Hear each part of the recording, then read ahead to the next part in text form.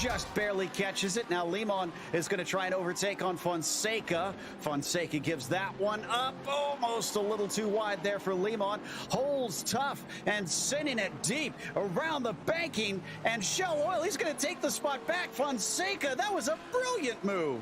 This is full drift here from the Japanese driver. Watch this.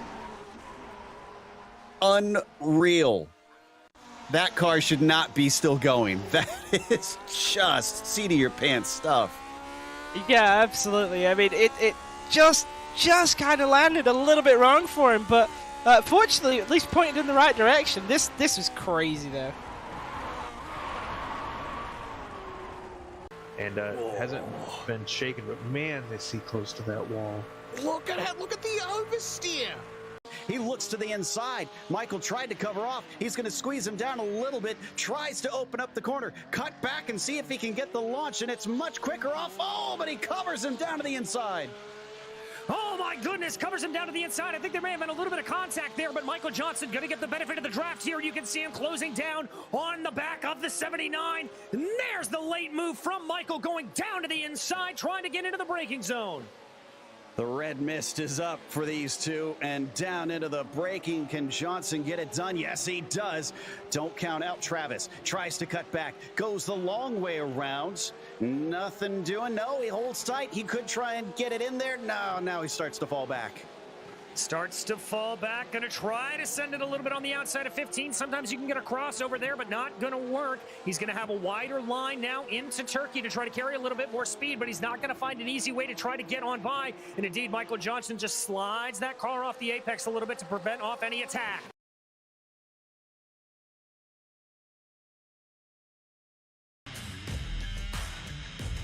This is your chance to get behind the wheel. The opportunity to race just like the pros. From the grassroots levels, where we all got our start, to the most popular race cars on the planet. From the fairgrounds of Nashville to the high banks of Daytona, to tracks that will never be forgotten. Realistic driving, intense competition, all from the comfort of your own home. This is the ultimate motorsports simulation. This is iRacing.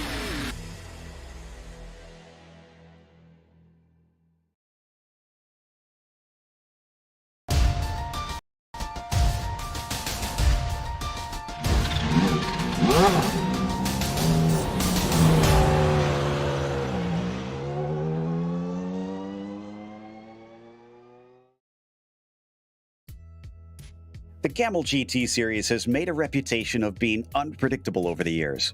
Two difficult to drive cars with no aids on adventurous racetracks, all mixed together in multi-class mayhem. But one track in particular has come to epitomize the nature of this vintage series, Lime Rock Park. Today, our drivers will tackle it once again as we get ready to watch round 9 of the Kamel GT series, and you'll see it all live here on the Global SimRacing channel. Hi, I'm Joe Peak, and with me in the booth is Adam Lindgren. Behind the scenes is our director, Zach Johnson, and he's using cameras provided by Dougie Beard. Lime Rock is a tiny little circuit compared to the lengthy ones of modern day. Let's take a closer look at it with our lap guide.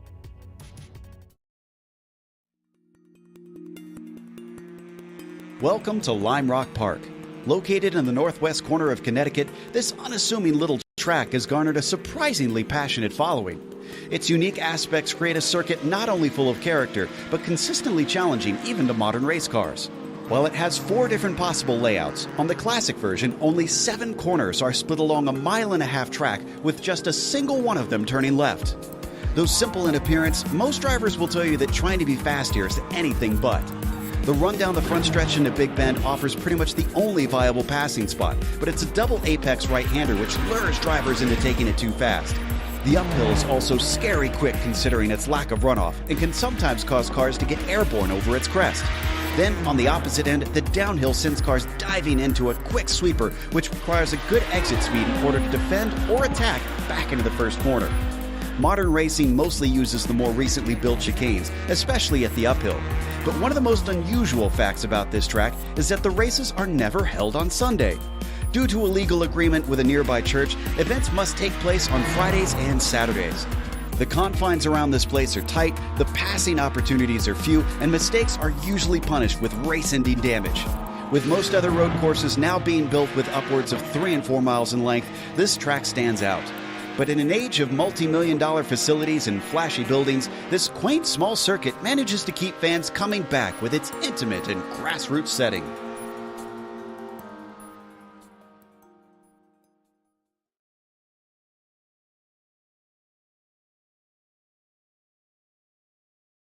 And, well, we're used to Lime Rock. We've seen it tons of times here on the channel, but I believe this is the first time we've seen this version, Adam. Yeah, absolutely, Joe. Like you said, Lime Rock Park is a staple for most low-speed series and for Kamel, but Kamel is not at all a low-speed series, and this is not at all the normal Lime Rock layout. This 1.53 mile or 2.46 kilometer 7-turn version features the West Bend chicane, which should make the racing interesting for the GTPs. Now, usually I say the GTPs are the ones at home on the circuits we go to, but not here. This flat, bumpy, short, and windy circuit really only gets the GTPs up to top speed on the Posey straight, and just barely. The rest of the circuit, especially the West Bend chicane, is a real challenge for the big wing to try and get his power down, and with only 2 lanes at the widest of spots around here, passing will be a challenge for them. The Audis aren't super comfortable here either, but are more comfortable than Nissans, and their biggest challenges will be not pushing wide on the uphill and diving turns, but otherwise they should be relatively comfortable, at least until the Nissans try to lap them. Traffic here is absolute insanity. There's literally not enough room for both of the classes around here, and the heavy braking zones into Big Bend and West Bend will be challenging to say the least, but most contact will occur in the high-speed, uphill, and diving turns. Passing can happen anywhere around here, so the drivers will need to be on their toes, and frankly, so will we, Joe. Yeah, no doubt about that. Let's take a look at the championship, which has kept things interesting. Now, it's not going to look very close here. 29 points apart down to the next 3. Then you can see a tie for second place. Jungbluth, Krejcik, but Machajewski. Jakob is the one that you want to watch out for. He's been rifling off win after win and has been much faster than a lot of those other 3 that you see above him. So he actually could still be in this despite only 4 rounds left, including today.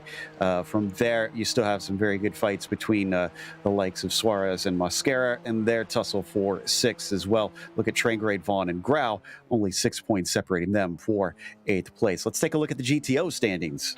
Well, GTO standings are going to look a little bit different than last week because we have factored in our drop weeks now. That brings Yuko Leskala back up into second place, only 15 points behind Phil Lake. Phil's got some work to do to stay ahead of Yuko, and he cannot afford a DNF today.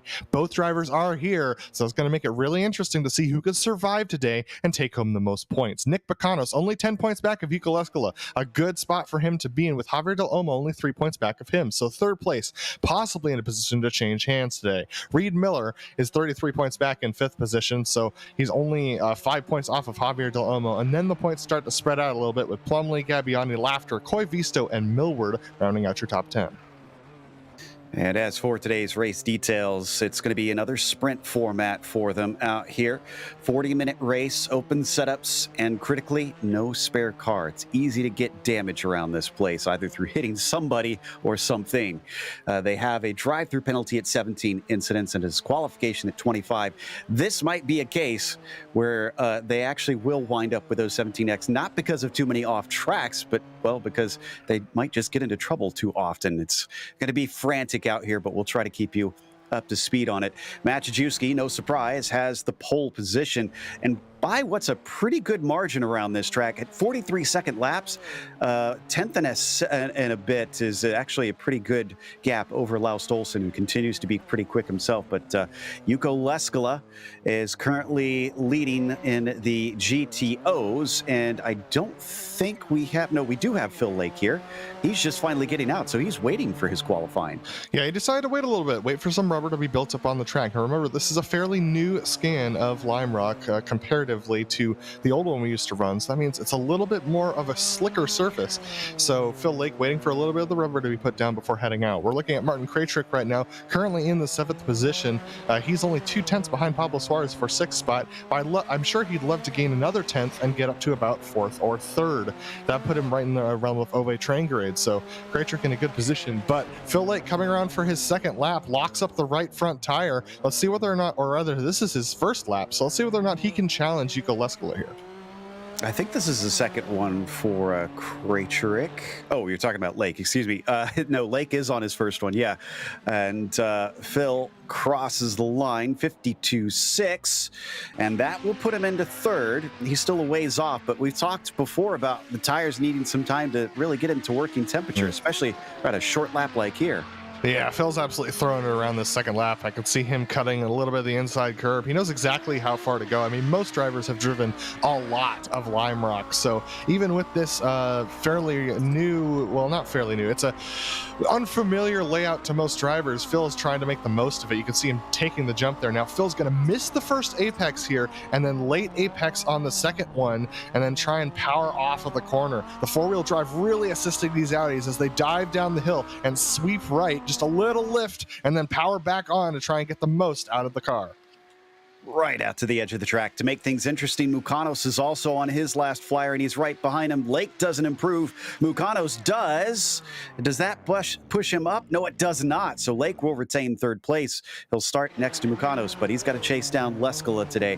He will likely get some chances if he can keep the car safe. That's going to be a big if for a lot of our drivers. I see Paul Ferrer still cycling around in the 27 machine. He sits in 12th. At a 45.8, and this lap unfortunately does not count for him, and I don't see anybody else able to set a time other than him. So it looks like our grid is set for today, and it's not as big as we've seen sometimes out here. We've had as many as 55 cars racing here at Lime Rock, so 31, or it might be actually 32, is going to be timid compared to that. Jakob Maciejewski did put it on pole in the end over Laust Olsen, as Ovi Trangrade will start from third position. Heitor Sintez Galindo not looking too good here in quali compared to those he needs to be beating.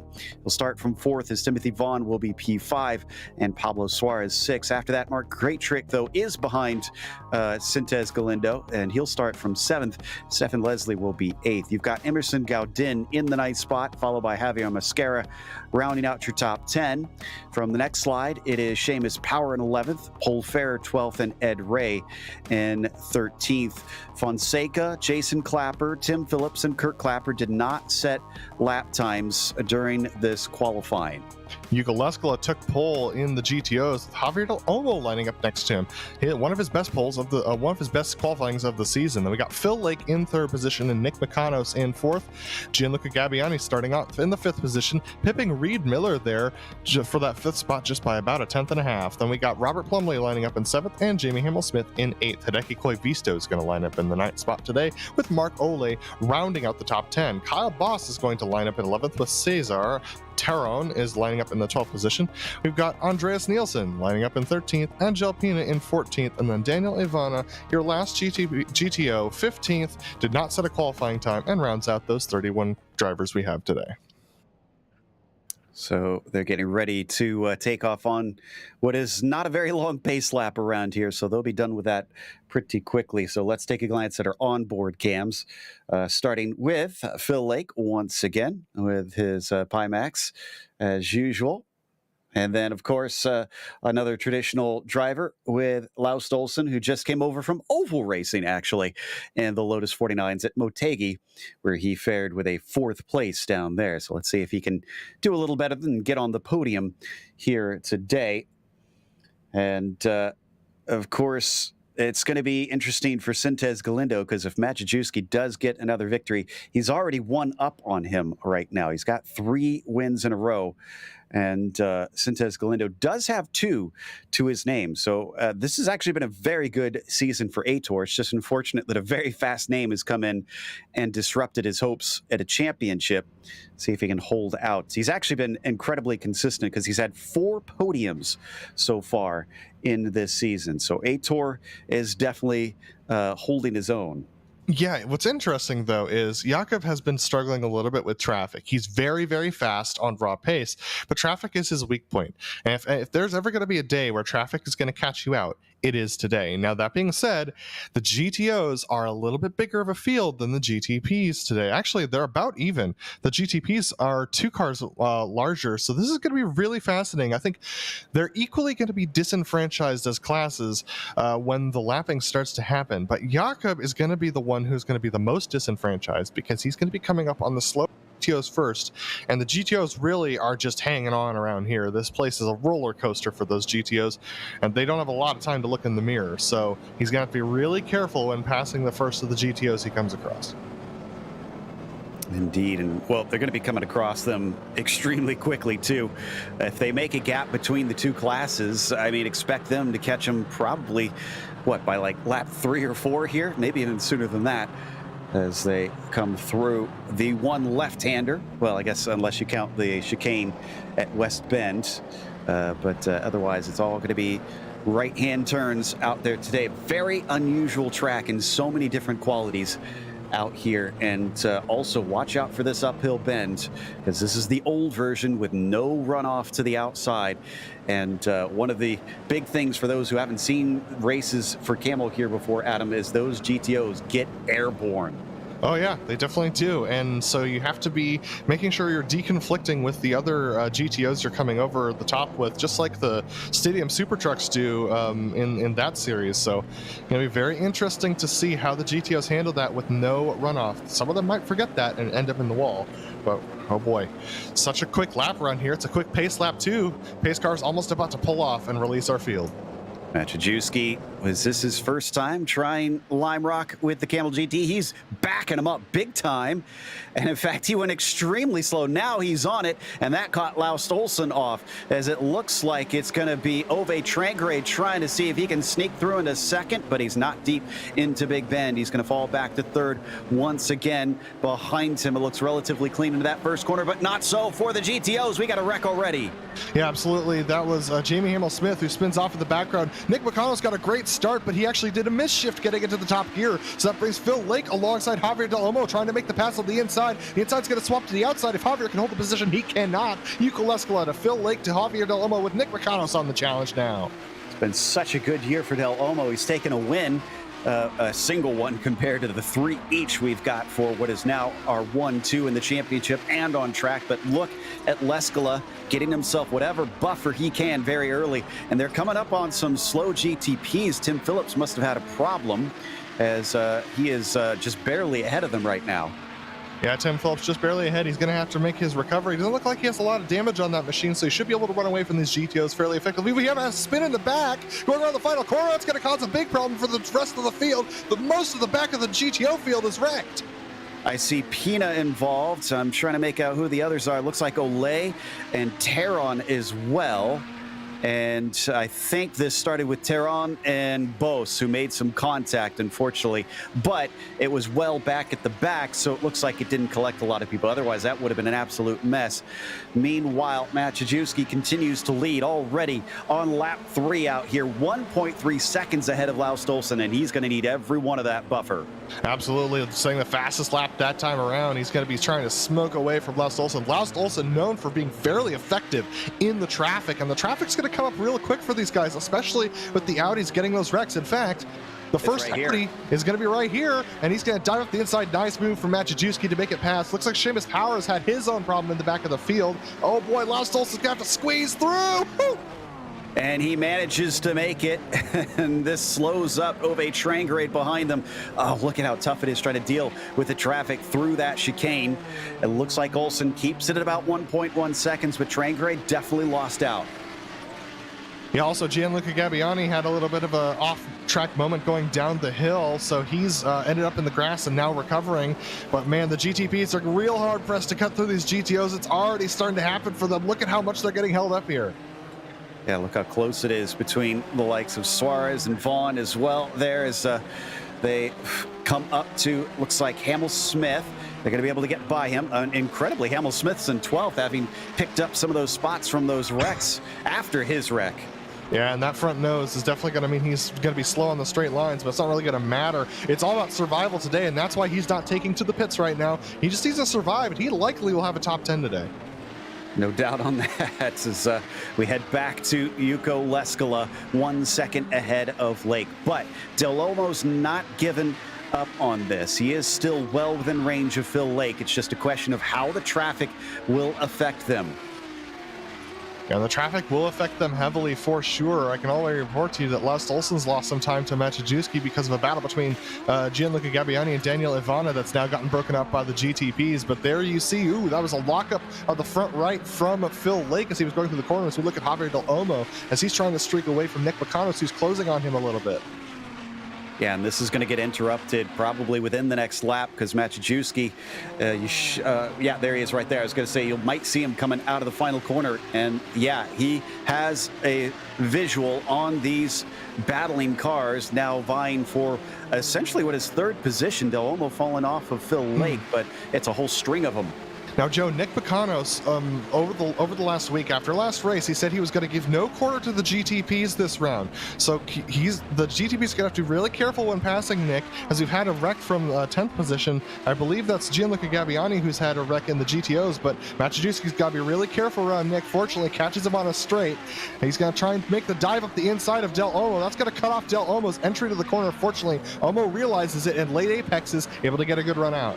Yeah, that was Gabbiani. He's had multiple incidents already. We're watching from Laust Olsen. Now it's his turn, but he might have it easy. Yes, he does. Oh, that was very close coming off the corner, trying to get around Robert Plumley, who looked a little bit shaky behind him. Trangrade is fighting with Sintez Galindo in the meantime.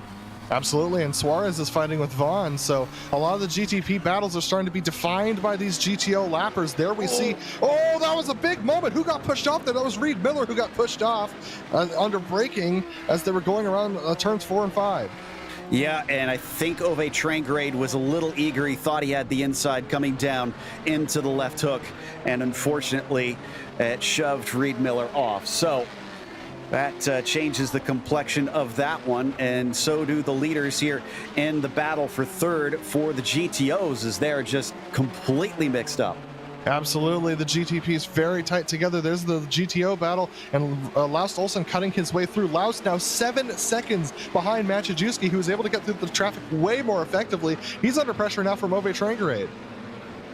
Been maybe a little timid out there, trying to preserve his car in what is going to be a frantic race. He gets around our leader of Yuko Leskala in the GTOs and continues on.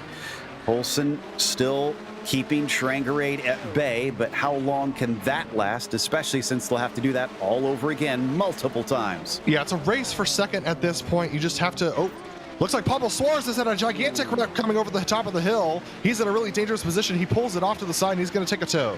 And that was scary for Yuko Leskala because it happened directly next to him. And I think that actually had implications for Phil Lake. He got a piece of it. I don't know if he got damaged. We need a replay on that. Yeah, absolutely. This is incredibly vital for the championship between these two drivers. Looking back at the replay, Phil Lake did get a piece of it, but just barely. We're taking a look at it right now. Look at this. Oh my goodness. If that wasn't a piece of it, he snuck through there with no room to spare. Wow. He found his way through the revolving door at just the right time, it appeared, because I think he did get away with it without damage, at least not that we can see. Oh, we've got a big wreck going on right now between Emerson Gaudin and I believe Javier Del Olmo. You're right. Oh, no. So that's one of our front runners in the GTOs. And unfortunately, that was started by Del Olmo. He lost the car coming out of the right-hander. And also, Robert Plumley got involved in that one as well, ended up airborne. So quite a few of our drivers with big wrecks. Look at that. We've got 4 GTOs in the pits already. I don't think that's going to stop there. I think that's going to keep growing, unfortunately. So Mukanos is now up into third because of that. Koivisto, who is up 5 positions, is now into fourth. He could see a podium today if he keeps at this, as we watch Maciejewski now go around Del Olmo, who amazingly is still rolling, but with a very bent-up car, as you can see. So back into the first corner they go. Joe, I can't believe we're going to say this, but Phil Lake has no damage from that incident that happened at the top of the hill. I'm looking at his car, and the thing is clean. Look at the right side of that. That should be bent up, but he's got no damage. Oh, my goodness. The racing gods are smiling on Phil today. That was Ed Ray, who thankfully spun out of the way. I don't know how long this luck can last for Phil Lake. Twice now. I have no idea. Yeah, the man has, I mean, he's right on the back of Yuko Leskala now. Yuko Leskala only half a second ahead. How on earth has Phil managed to dodge everything and stay with him? Seamus Power is going to get by the pair of them. Next up, well, they don't have anybody coming up very fast. Jason Clapper looks like he'll be the next one, and he's a ways away. So they get a brief moment to try and focus on just racing each other and the track as we go back to Ove Trangarade here. And Aitor Sintez Galindo is not ready to settle for just a simple third place. No, definitely not. Aitor absolutely putting the pressure on Ove Trangarade. Man's thinking to himself, I got second place in the bag if I could get past Ove, and Ove's going to get held up by Tim Phillips here, who's circling around in a little bit of a slower GTP. Tim's not in any inclination to let Ove by. That's going to hold everybody up. Ove looking for a way past. Tim can't get through. And Tim, honestly, was just running his racing line. I don't think he was doing anything untoward. Absolutely not. He could have made it a little easier, but wow, yeah. Oh, Loust has had a problem, Joe. Oh, no. Loust Olsen, and that was coming up over the jump, I believe. And this was contact with Daniel Ivana, who got unstable on the jump, Joe. Yeah, just ran into the side of him. Man, that happened super quick. Loust probably has no idea what happened there. And I think, yeah, he's coming in for repairs. So let's take another look at it. Yeah, he seemed like he was going to be clear, and then watch this. So Daniel Ivana gets very unstable. That angle didn't show it the best, but Ivana was sideways going over the hill. So he had to save the thing. He was just trying to save the car, and that's actually what caused the incident. So Ivana was not swerving to make contact with Loust at all. He was swerving to try and save the car. But right now, Yuko Leskala and Phil Lake, nose to tail, battling for the lead of this race. Probably less than a second there. Loust found himself from just minding his own business to suddenly heavily damaged.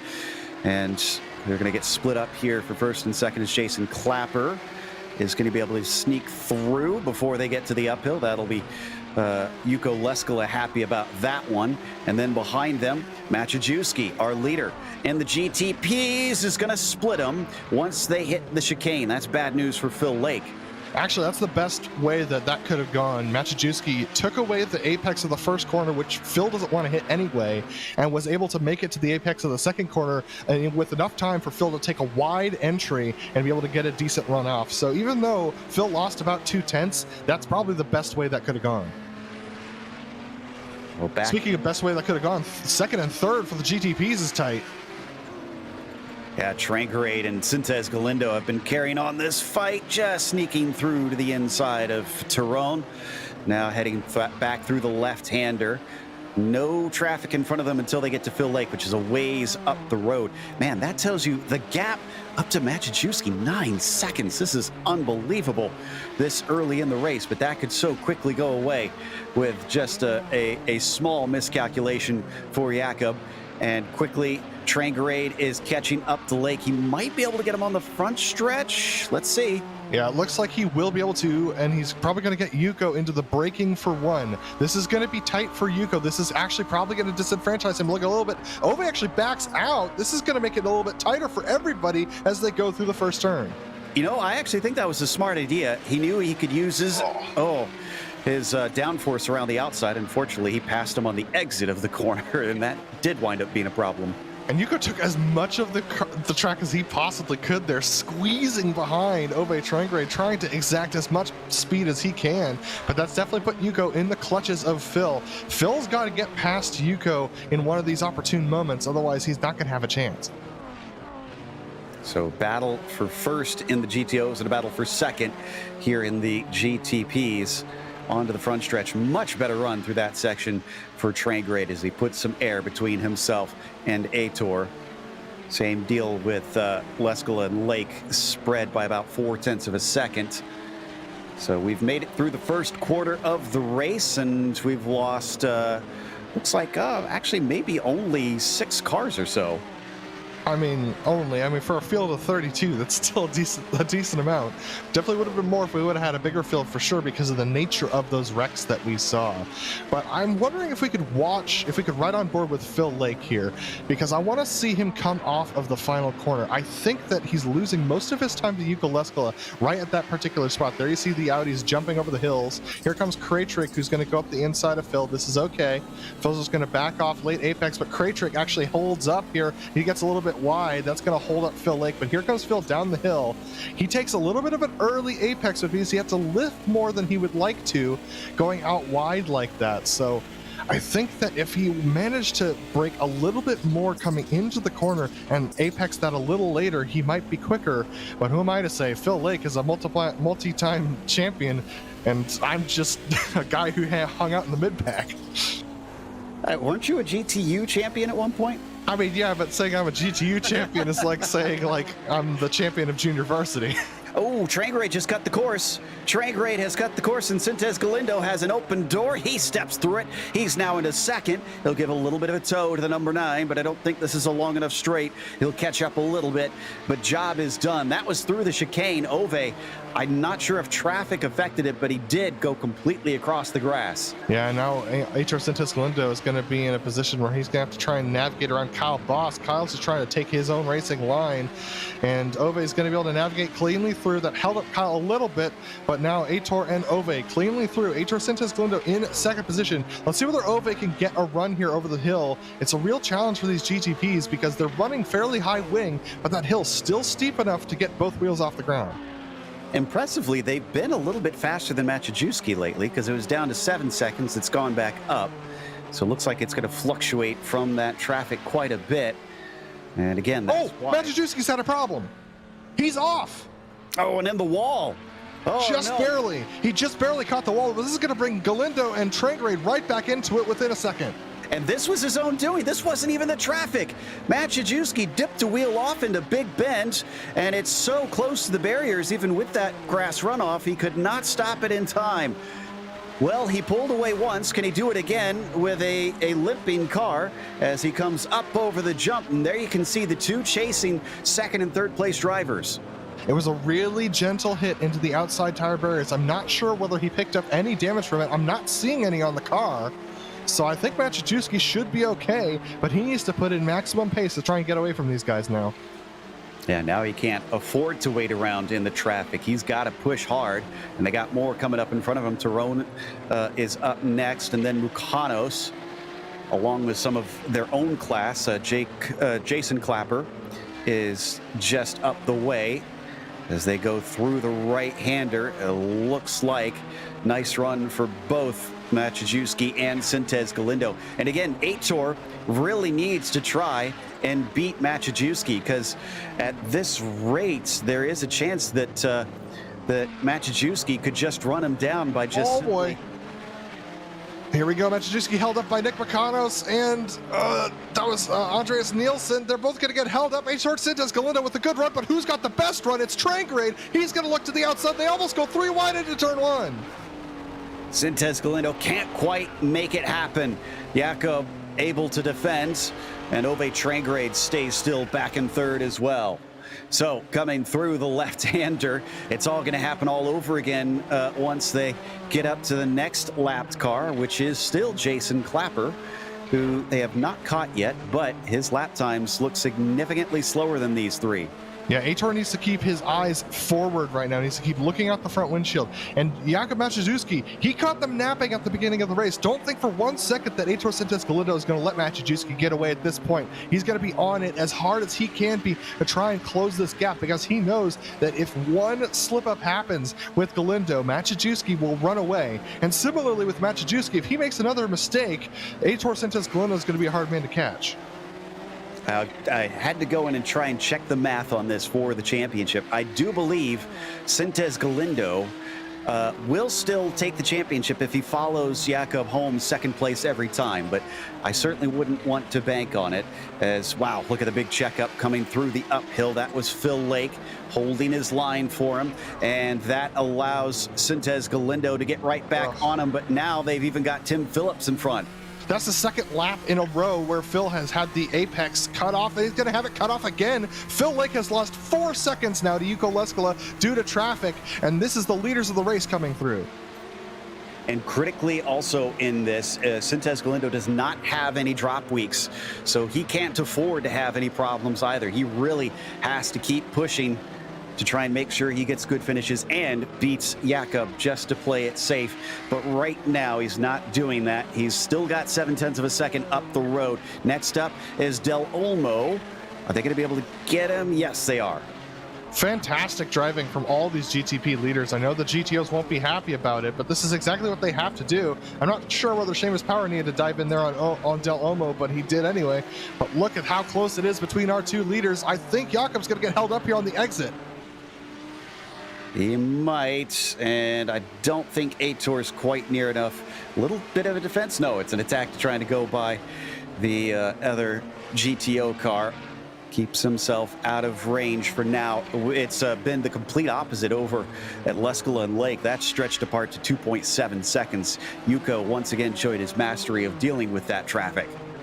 Yeah, it's not just the traffic deal, it's the fact that Phil has just been caught out in a couple of positions, so that's why we've seen that battle spread out a bit. Obe Trangered's now fallen off 2.5 seconds behind Sintez Galindo, so yeah, traffic definitely affecting these guys, and now the traffic is evenly spaced around the track, so they're not going to have really any clear air to deal with. Yeah, I don't see many big gaps out there. There's 2 decently sized ones that I can make out, at least for the time being, but there's no pit stops here, so that's not really as much of a concern, except for the traffic is Trangerade. Couldn't quite make it happen. He got boxed in by Kyle Bose. Yeah, and that's going to make him lose even more time. And Sintez Galindo now 2 seconds behind Mechajewski, who's been able to cut through the traffic even cleaner. We've had a problem from Ed Ray. Ed Ray's off again, and this is on the exit of the West Bend chicane. So this is a pretty decent place to be if you're going to be slow as Jakob goes by. HR Sintez Galindo will go by as well, and Ed should be able to get up to speed before Obe Trangerade comes into picture. In fact, I think that was the exact same place that he spun it in front of Phil Lake earlier in this race. So clearly he does not like trying to get out of that slow corner as they go by Koivisto, who's back down to 5th position. So for a brief while, Hideki was thinking about a podium, but has not been able to match the likes of Reed Miller, who got back by him. There you see the 21 now also going past, and was that Trangerade there? Yeah, that was Trangerade who is catching up, but Trangerade a full 3 seconds behind Sintez Galindo.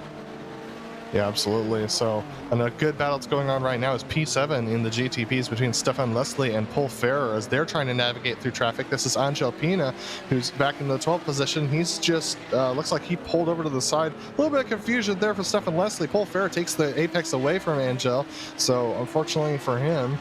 But here we go once again. This is a hard place to pass the GTO. Oh man, Leslie is able to do it, so is Ferrer. They're both able to get through cleanly.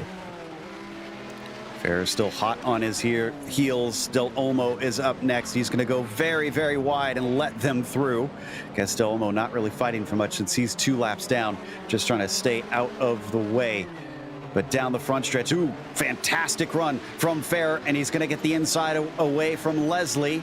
Can he get the job done is the question. It's a game of the late breakers down into Big Bend, and they're both almost even into there. Still, no one willing to give way. Switches back into the lone left-hander. Will this work out for Leslie? It looks like it might, and yes, successful defense from the 26. That was a great move from the 26 to hang it out around the outside of turn 1, but they got a lot of traffic up here to deal with. Here's Phil Lake, 2nd position in the GTOs. They should be able to get by him quickly, cleanly. It's Gianluca Gabbiani. It's going to be a little bit more challenging. Oh boy, that's a deep dive from Leslie. This is going to hold up everybody involved. Contact! And that's with Lake in a second contact. Oh, and Lake, unfortunately, almost shoving Ferrer off the course. I mean, there's nothing much that Lake could do at that point. He'd been absolutely shunted off by that battle multiple times. So Lake just trying to hang on to the car at that point. Ferrer's going to have to go by him again. Yeah, no, I don't think it was intentional at all. He was just trying to race his race, and the question is, what kind of damage did that do to the car? Because, man, he was scraping up along that side, that GTP, a lot. It was the right-hand side, so it looks like he might be okay.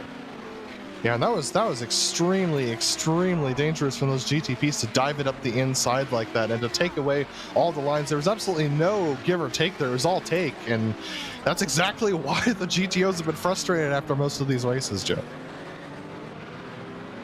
Well, there goes our leader past Phil Lake as Gabbiani had waved Phil by, putting a lap on him. Oh man, bad timing for Sintez Galindo. Wanted to carry the speed off of that last corner, just didn't have any place to take it. Yeah, and there goes another second. Just like that, you have one bad moment, you lose a second to the leader, and Jakob, you can't afford to be losing those seconds to Jakob because the man's so quick. So now up to 3 seconds is the gap. It had been 6, it closed to 1.5, now up to 3. These gaps are very fluid.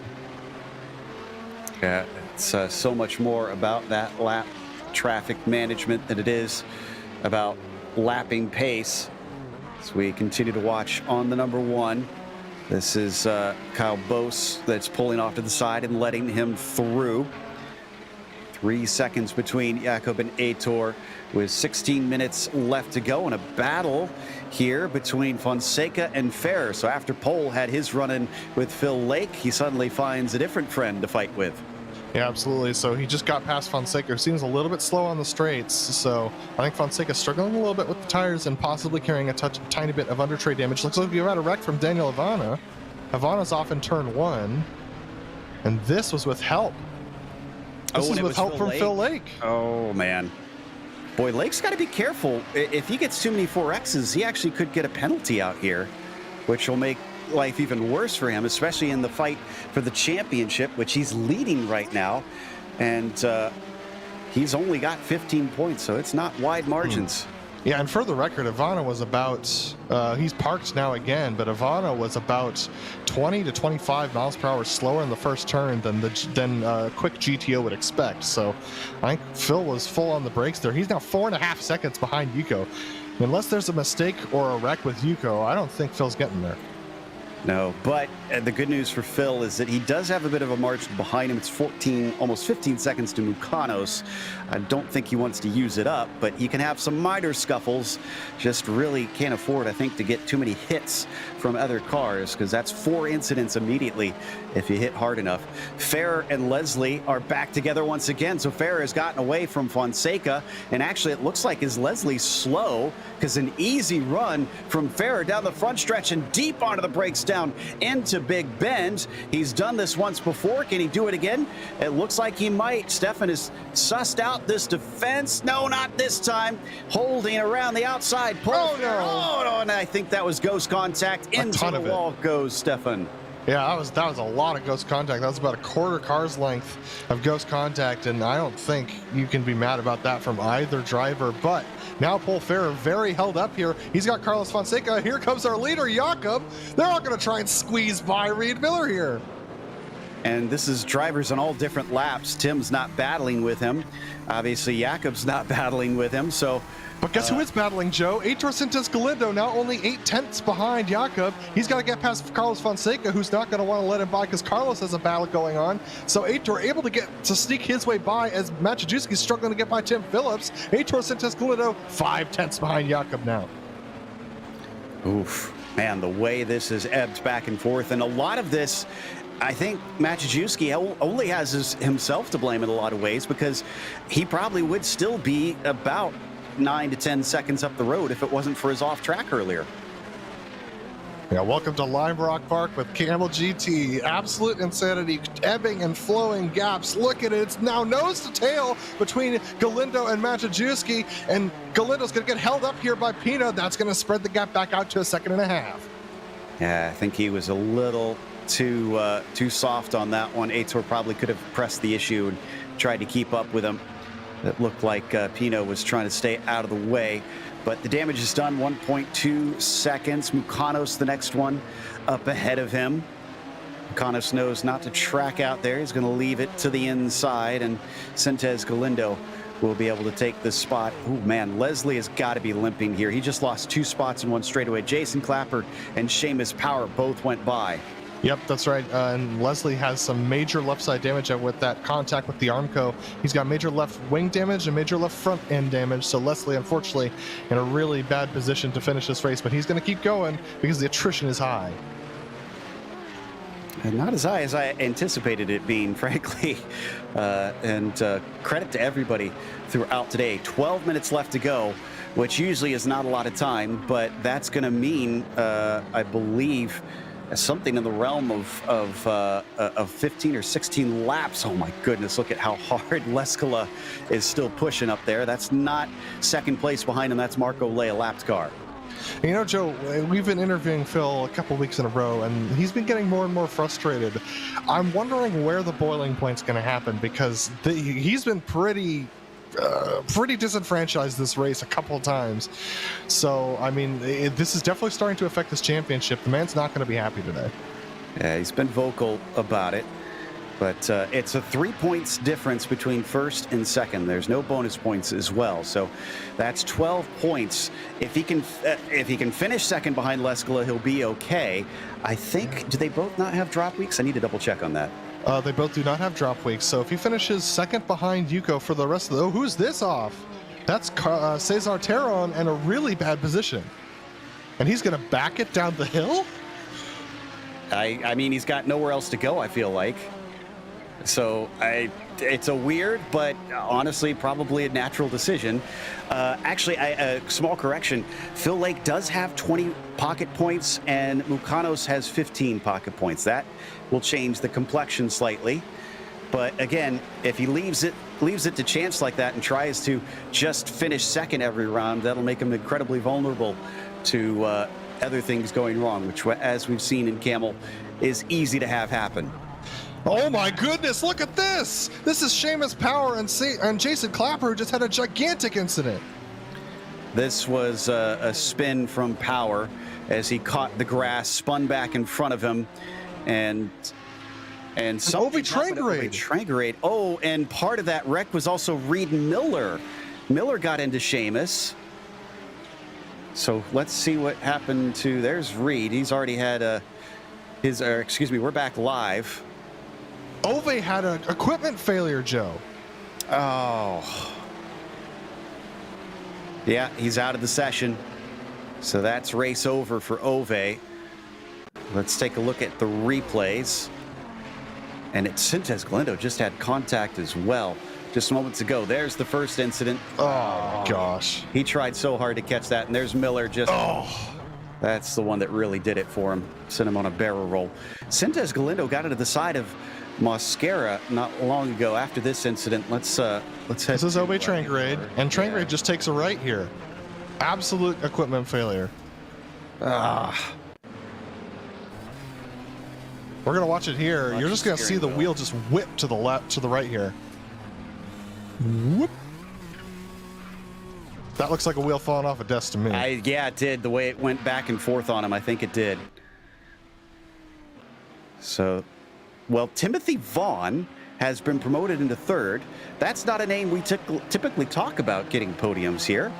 So credit to him, although he did start from fifth spot, so he had pace today. This is Krejcik, who is trying to, he was being lapped by Maciejewski, who is now past him. And remember, Krejcik is in fourth position. So wow. Maciejewski has not only been flying, but staying out of trouble. He's got 8.5 minutes to survive this race. He's got 3.5 seconds back to Heitor Sintez Galindo. So, wow. Yeah. 3 cars left on the lead lap. We knew it would be few left on the lead lap, but we still got 8 minutes to go. Where is Vaughn in comparison? Now, it looks like he won't get Timothy unless Tim has... Oh, Tim with major contact with Ivana. That's going to lose him third position, is it? He's got 15 seconds back to Krejcik. I didn't even get the words out of my mouth and the commentator's curse on Timothy Vaughn. So, Maciejewski catches up somewhat, not a whole lot. We still have what looks like about 25 cars or so that are running right now. My goodness, look at this traffic jam right here coming down the hill. Yeah, this is all for our leader, Maciejewski, trying to navigate through this. absolute chaos as he gets past Jason Clapper and Stefan Leslie, who are battling for 8th and 9th position behind him. That is a pass from Clapper on Leslie, who's carrying major damage. So it's going to be tough for Galindo to cut through this, because Galindo's coming up behind this pack of about 5-6 GTPs right now. Yeah, so Jason up 7 spots with that move as well. Been a nice job for him not taking a qualifying lap here today, as Leslie definitely very, very damaged. And there is Sintez Galindo in and amongst them, kind of packed up behind Mukanos with no place to go. Oh boy. Ed Ray as well. Yeah, he's got to back off there because Mukanos was going to take the apex no matter what Galindo did. So Galindo losing time to Maciejewski there, but he couldn't make that move, not safely. But look at this chaos going on the front stretch into the first turn, and Galindo picks up a little bit of damage, but is able to cut through. Wow, so that was Ed Ray, and then somebody else involved in it as well. Ray got into the back of Martin Krejcik, actually, and then that caused a spin for Jason Clapper trying to take avoiding action, so he loses all that hard work, and I believe Paul Fair was the other one that made contact. Nick Mukanos picked up some damage from that too, unfortunately, so a lot of drivers with a lot of damage, and that just seemed like an unnecessary incident, Joe. Really did. So it's something where you can't lose that focus, even though it's the last couple laps of the race. It is just so difficult to navigate this track. And right now, it is still being led by Maciejewski and Leskala. Yeah, I'm concerned now for turn 1 because we've seen so many incidents and comings together through there. And so I'm just worried about it at this point. I think all the drivers are, to be honest with you. Paul Fair comes into the pits. Ed Ria comes into the pits.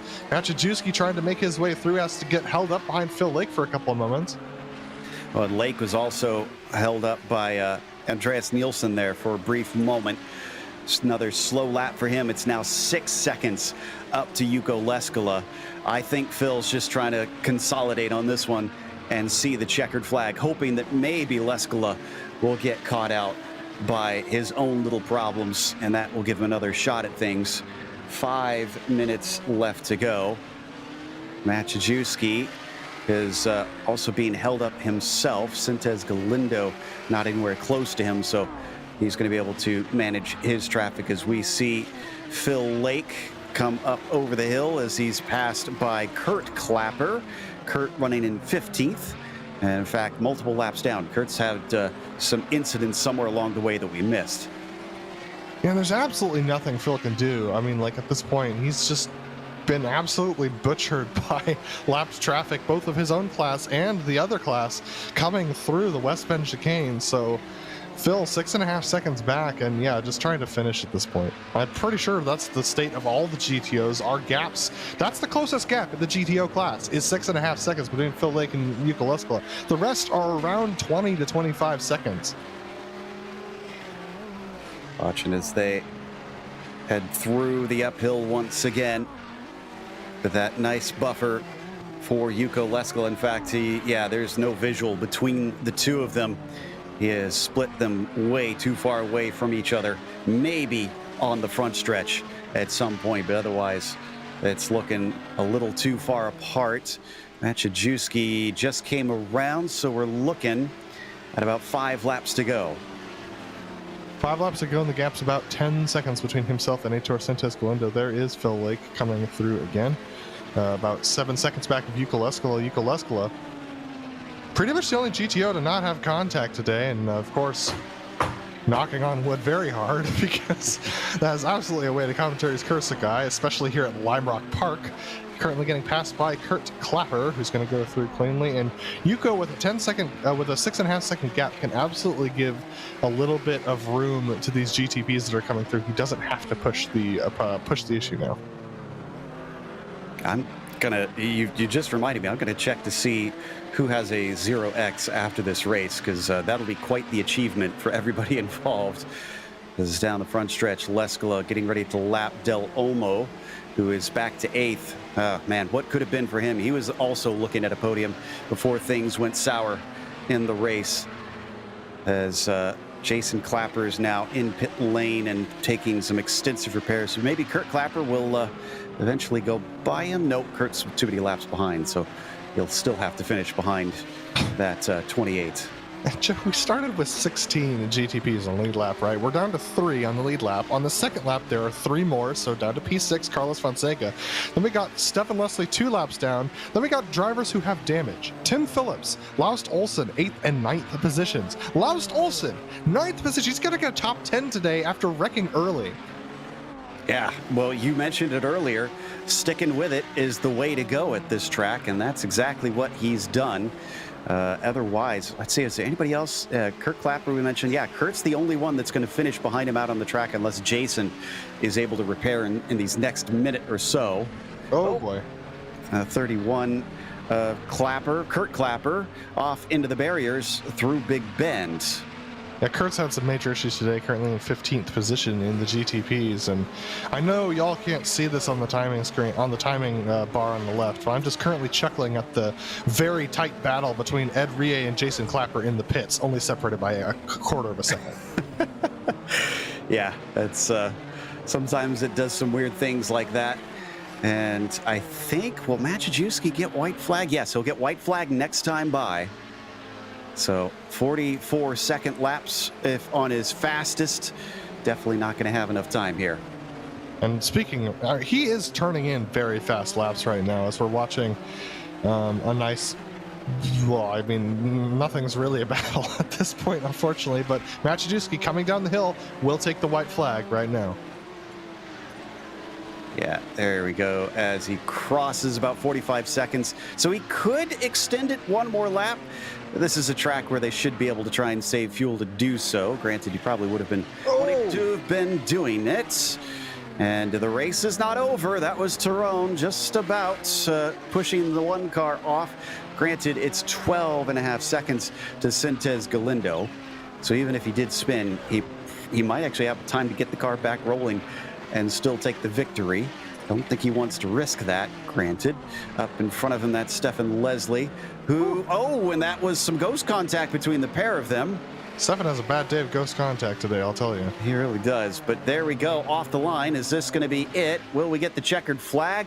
Our timing and scoring seems to think so. And yes, that is it. Checkered flag and the win from Maciejewski over Sintez Galindo once again. Leskola will have almost a full lap to come around. I thought Maciejewski was going to actually leave the track. He decided not to. But yes, Leskola will have a full lap to go around. Phil Lake can't catch him. So Leskola has effectively won this race, just has to circle the track one more time.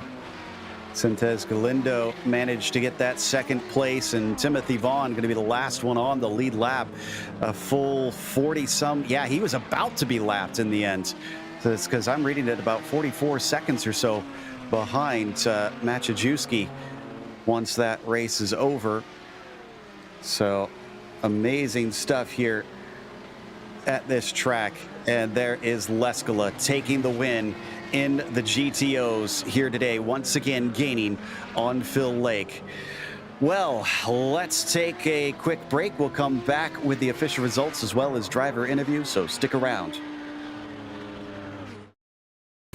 This is the world's premier online racing simulation.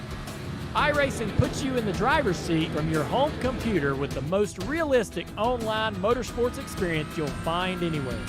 Race virtually in the world's biggest events with officially licensed series, cars, and tracks.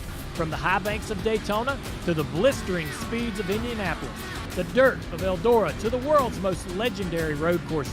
It's all here, and with more than 180,000 people just like you already driving, you'll always have someone to race. Ready to get behind the wheel? Sign up at iRacing.com to get started.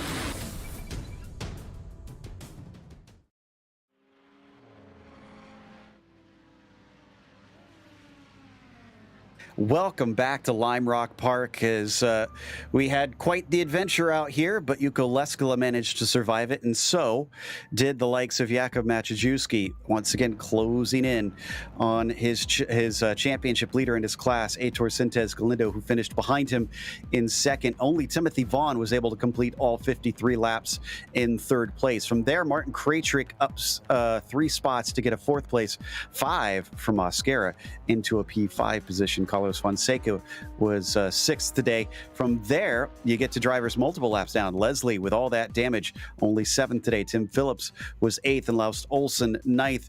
Paul Fair, Jason Clapper, Ed Ray, Ove Trangerade, Seamus Power, and Kurt Clapper, along with Emerson Gaudin and Paulo Suarez, finished many laps down, most of them DNFs.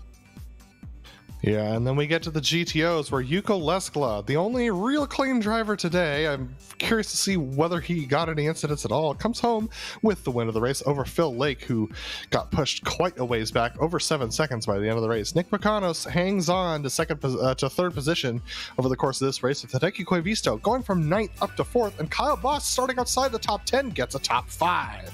Great race from him. Gianluca Gabbiani finishes in the 6th position, down a spot, and then Andreas Nielsen up 6 spots as well, up into 7th. Then we have the drivers who had major issues: Javier Del Olmo, Daniel Ivana, Reed Miller, Cesar Terron, Angel Pina, Mark Ole, Jamie Hamill-Smith, and Robert Plumley. So we've got our winner ready to talk to us, Maciejewski, continuing to chop away at that points lead and see whether or not he can catch up to Sintez Galindo. But Jakub, congratulations, yet another win. But this one, usually we expect the drivers to have offs and problems with contact with other cars. Yours came all by yourself into turn 1. What happened there? Yeah, that was not expected. Like, I was expecting everything this race, but not to just almost spin it myself. I don't know. I don't know if I lost the focus. I watched the replay. I just totally it's like I approached a completely different corner. So I was really lucky that the car is possible to stop on the grass, and that I managed to stay ahead of Aitor, since that was really crucial.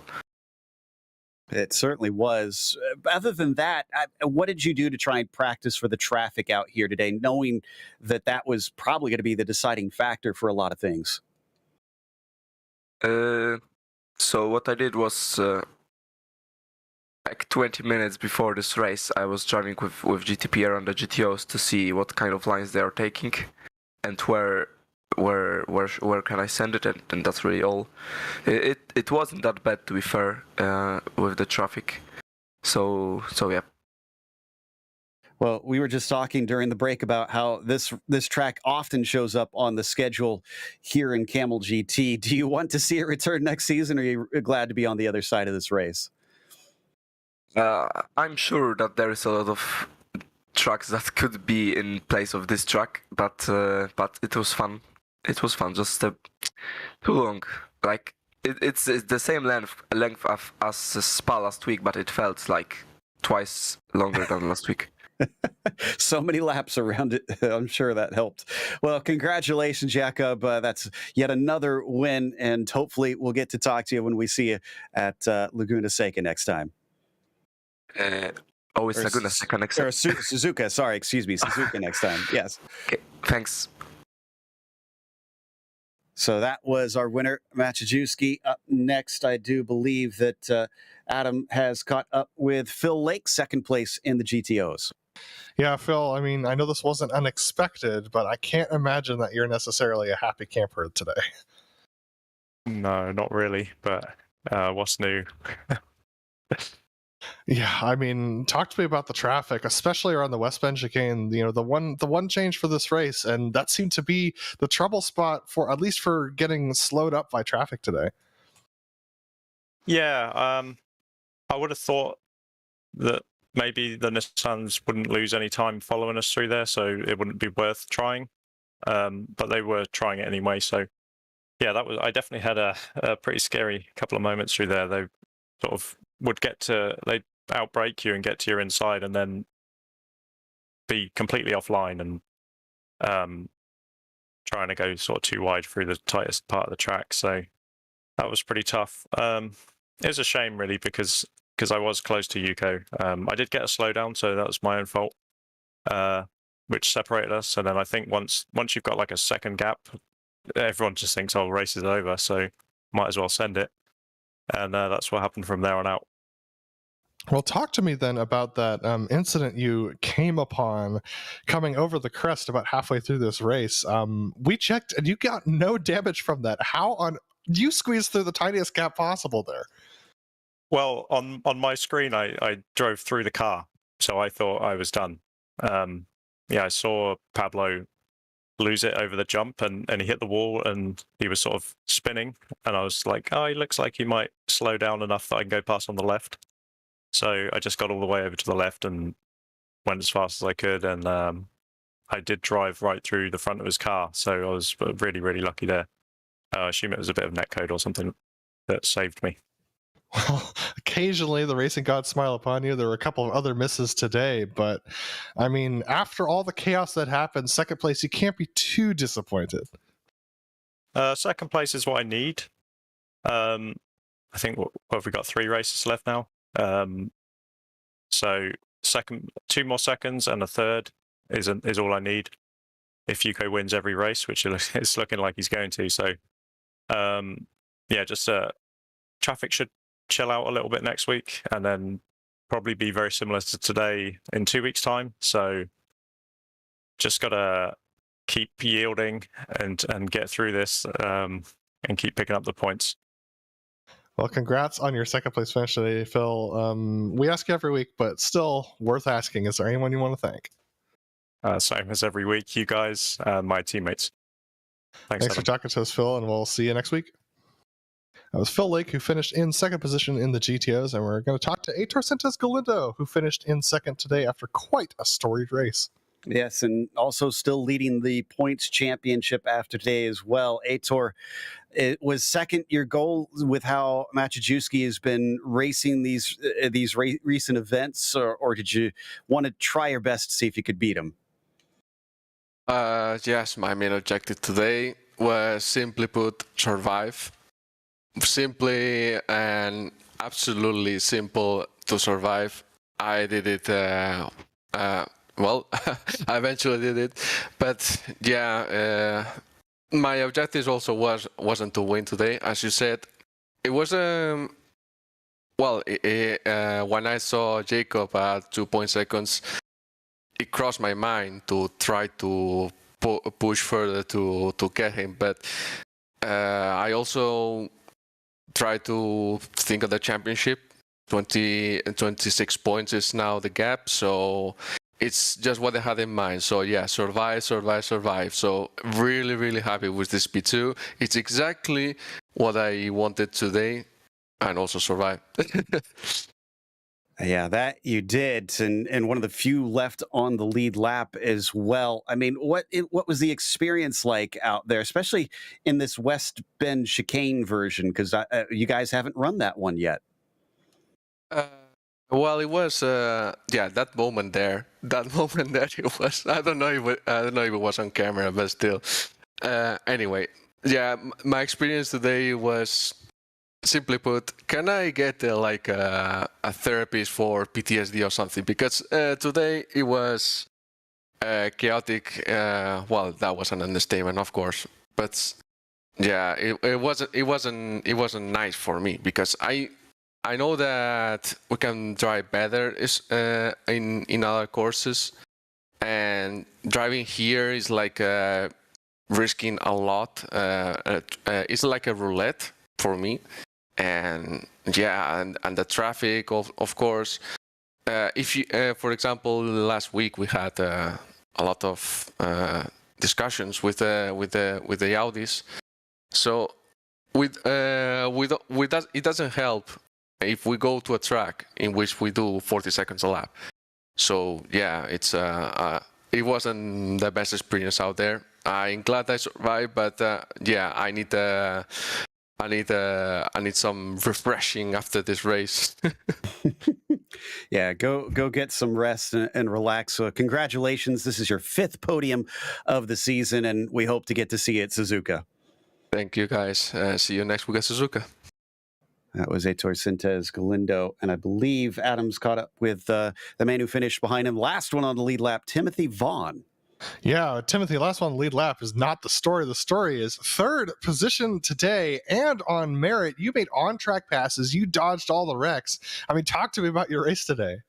To be honest, my race was pretty chill today. I guess that probably wasn't the case for most of the field. I looked afterwards and maybe we had about 50% finishing rate, but I mean, there was just big gaps in front of me, big gap behind me, so I just took it really easy with traffic. There was two objectives today.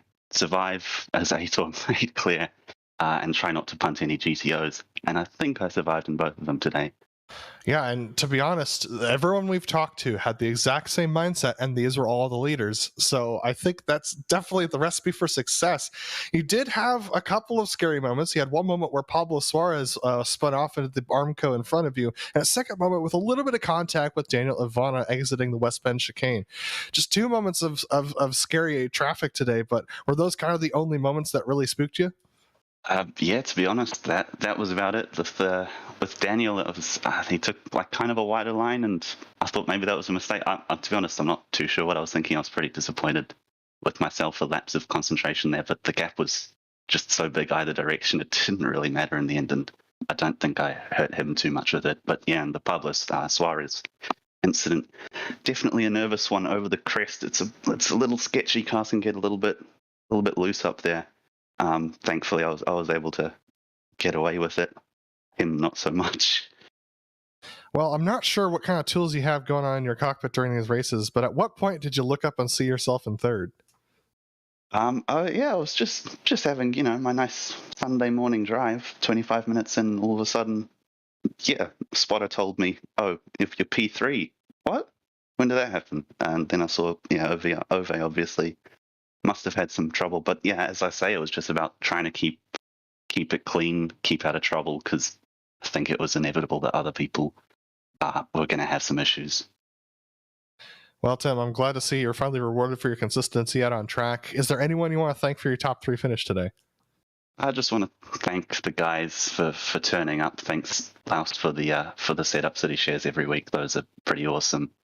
And I probably wouldn't be racing without them, to be honest. So thanks to everybody sharing setups. Thanks to you guys for the broadcast, and thanks to anybody from AusNZ who might be watching.